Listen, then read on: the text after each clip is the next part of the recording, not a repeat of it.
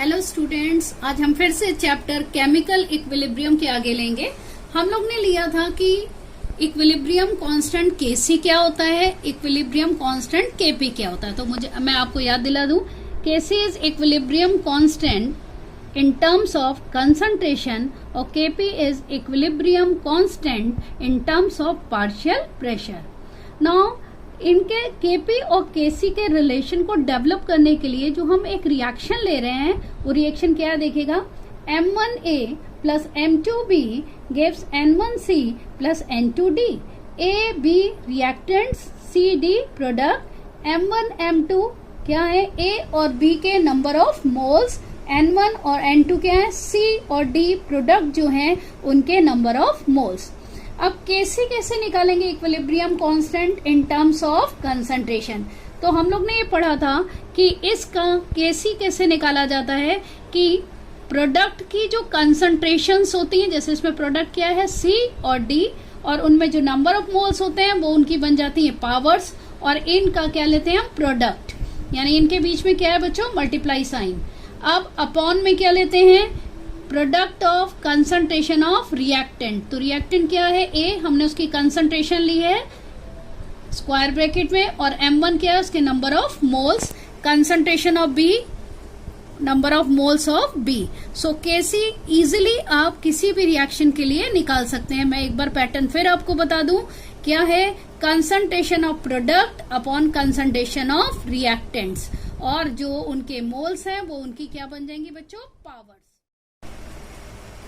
और जो उनके मोल्स हैं वो उनकी पावर्स बन जाती हैं। बच्चों अब Kp कैसे निकालेंगे, equilibrium constant in terms of partial pressure. यहाँ पे हमने कंसंट्रेशन लिया था C का, उसकी जगह हम क्या लेंगे, partial pressure of C। Power जैसे N1 थी, सिमिलरली इसकी भी पावर N1 रहेगी। This is partial pressure of D, power is N2 upon partial pressure of A, power is M1, and partial pressure of B, power is M2। तो इस तरह आप equation 1 और इक्वेशन 2 क्रिएट कर सकते हो। अब हम सबको पता है आइडियल गैस इक्वेशन क्या है, PV इक्वल टू nRT। अब यहाँ पे अगर हम चाहें तो ऐसे भी लिख सकते हैं, P equal to N upon VRT। N upon V क्या है, number of moles upon volume, जिसको हम कहते हैं एक्टिव मास या मोलर कंसंट्रेशन।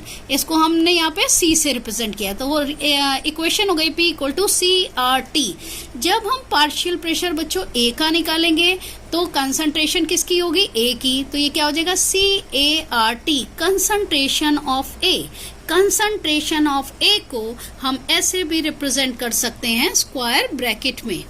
अब बच्चों इसी तरह पार्शियल प्रेशर ऑफ B निकालेंगे, ये क्या होगा, CBRT। CB को कैसे दे सकते हैं, इस तरीके से, यानी active mass of B RT। इसी तरह PC देखेगा तो क्या है, कंसंट्रेशन ऑफ C RT, तो इसको कैसे दिया मैंने, active mass of C RT। Last one PD यानी पार्शियल प्रेशर ऑफ D, ये क्या होगा, कंसंट्रेशन ऑफ D RT, और कंसंट्रेशन को मैंने अगेन कैसे दिया, एक्टिव मास D RT। अब इस तरह हमें PA, PB, PC और PD की वैल्यूज मिल गई। अब बच्चों ये चारों की वैल्यूज हम इस इक्वेशन 2 में फीड करेंगे। तो देखिए यहाँ मैंने इक्वेशन में फीड करा है, तो क्या है, CRT power is N1, DRT power is N2, ART power is M1, BRT power is M2।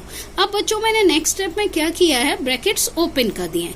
तो कंसंट्रेशन ऑफ C की पावर N1, कंसंट्रेशन D की पावर N2, और RT को मैंने एक साथ लिखा है। आप सभी को पता होगा कि अगर बेसिस सेम होते हैं और मल्टीप्लाई कर रहे हो तो पावर्स ऐड होती हैं। तो यहाँ RT N1 into RT N2 है, तो मैंने क्या लिख दिया, RT power N1 plus N2 upon, ऐसे ही concentration of A power is M1, concentration of B power is M2, और यहाँ पे RT पे क्या आ रहा था, RT की पावर M1 इंटू RT की पावर M2। मैंने क्या किया है, RT power is M1 plus M2। अब बच्चों अगर आप ये वैल्यू को यहाँ पे कंपेयर करो तो ये वैल्यू किसकी है, Kc की, तो यहाँ पे मैंने क्या करा है, Kc रख दिया है।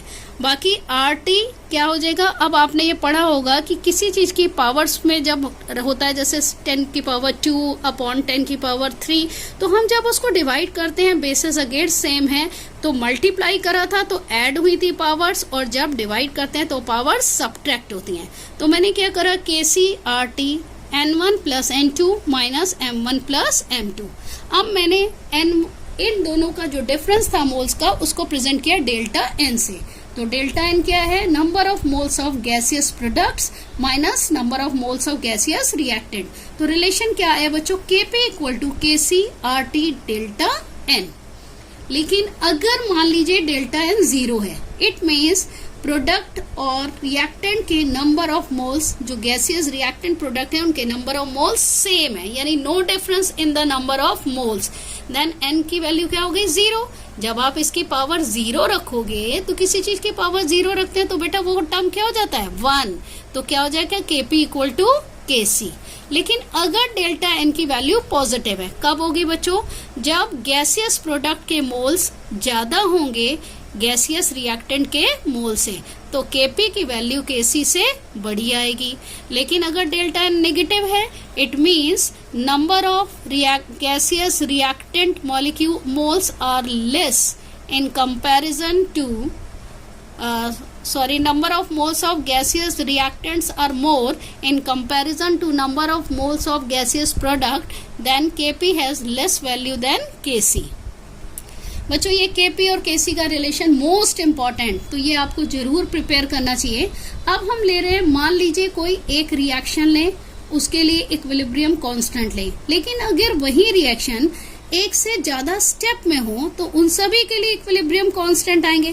तो उन इक्विलिब्रियम कांस्टेंट में रिलेशन क्या होता है, तो देखिए मैंने एक एग्जांपल लिया बच्चों, N2 plus 2O2 gives 2NO2। इसके लिए हम इक्विलिब्रियम कांस्टेंट निकालने हैं, तो मैंने अभी आपको क्या तरीका बताया था, प्रोडक्ट के कंसंट्रेशन, तो प्रोडक्ट क्या है NO2, और ये जो 2 है वो उसकी पावर बन जाएगी, क्योंकि ये क्या है, मोल्स किसके, NO2 के। अब यहाँ पे क्या होगा, रिएक्टेंट क्या है N2 और O2 के यहाँ 2 वैल्यू है, वो उसकी पावर बन जाएगी। अब हमने मान लिया कि ये रिएक्शन 2 स्टेप में हो रही है। पहला स्टेप क्या है, N2 और O2 रिएक्ट करते हैं और बन रहा है नाइट्रिक ऑक्साइड, और फिर नाइट्रिक ऑक्साइड फिर ऑक्सीजन से रिएक्ट करता है तो बनता है नाइट्रोजन डाइऑक्साइड। तो ओवरऑल रिएक्शन वही है, अगर आप देखो तो N2 और 2 मॉलिक्यूल किसके हैं, ऑक्सीजन के, और फाइनल प्रोडक्ट क्या मिला है, NO2, क्योंकि NO क्या है, इंटरमीडिएट प्रोडक्ट बना और यहाँ खत्म हो गया। तो अब अगर हम इस इक्वेशन के लिए बच्चों पहले इक्विलिब्रियम कांस्टेंट निकालें तो क्या होगा, K1 equal to NO square upon concentration of N2 concentration of O2। अब हम इस इक्वेशन के लिए इक्विलिब्रियम कांस्टेंट निकाल लें, तो बेटा इसमें प्रोडक्ट क्या है, NO2, तो क्या होगा, K2 equal to NO2 square upon NO square O2। अब मैंने क्या किया है, इक्वेशन 1 और इक्वेशन 2 को मल्टीप्लाई किया है, तो लेफ्ट हैंड साइड वाले टर्म्स आपस में मल्टीप्लाई कर दिया और राइट हैंड साइड वाले आपस में। क्या हो गया बच्चों, K1 into K2 equal to NO square upon N2 O2, concentration है बेटा ये। अब यहाँ पे concentration of NO2 square upon concentration of NO square और O2, ये टर्म कैंसिल हो सकता है, कैंसिल कर दिया है, तो क्या बचा बच्चों, NO2 square upon N2 O2 into O2 square. आप अगर ये देखो और यहाँ पे K की वैल्यू देखिए सेम है, तो इसके प्लेस पे हम क्या रख देते हैं, K। तो इससे मतलब क्या निकला कि अगर कोई रिएक्शन एक ही स्टेप में होती है तो उसका जो इक्विलिब्रियम कांस्टेंट होता है वो फिर जितने भी स्टेप में होते हैं उनके इक्विलिब्रियम कांस्टेंट के प्रोडक्ट के बराबर होती है। ठीक है बच्चों, ओके, थैंक यू।